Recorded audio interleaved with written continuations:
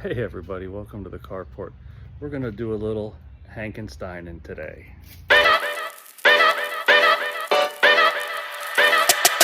Yo! How many of you know what this is? Well, if you've owned a second generation CRV, you'll recognize this as the center console.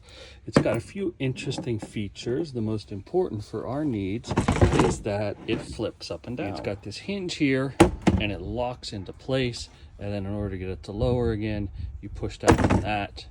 And so there was probably no reason to ever pay attention to it before if you were in the junkyard picking out parts, but thanks to the work of Brent Denners up in Ontario, he found this amazing hack for using this inside of the Element. As I was pulling this out of the CRV, I was a little surprised to see that there are two different models, one that was mounted on the driver's side and one that was mounted on the passenger side. In both of them, this single hole is facing forward. So let's go ahead and talk about getting it off. There's a small Phillips screw, not this one, but there was one in here. You unscrew that, and then you start to break this off. You pull off the plastic cover. Now you can access these two. There's two nuts here and then a third nut there to pull out. And the only thing you need to do to modify this is just to drill out this hole a little bit wider using a step bit, and then also the same thing for this one.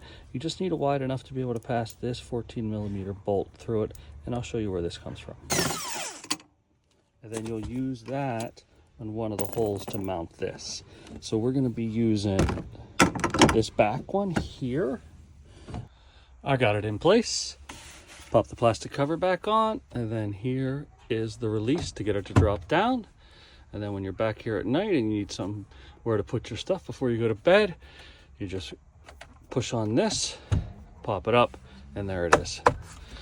Of course, if you mounted it on the other side, then this would be facing forward and you would have gone through this hole to connect it. Earlier in the video, I had mentioned that there were two different sides of these. So here's the other one. You can see it's got the handle up front now when it's mounted over on the passenger side.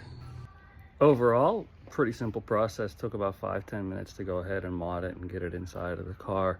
You know, it just shows you what the creativity of the community can do. It just takes the right person with the right parts at the right time. And I really want to thank Ben and congratulate him for coming up with this great hack.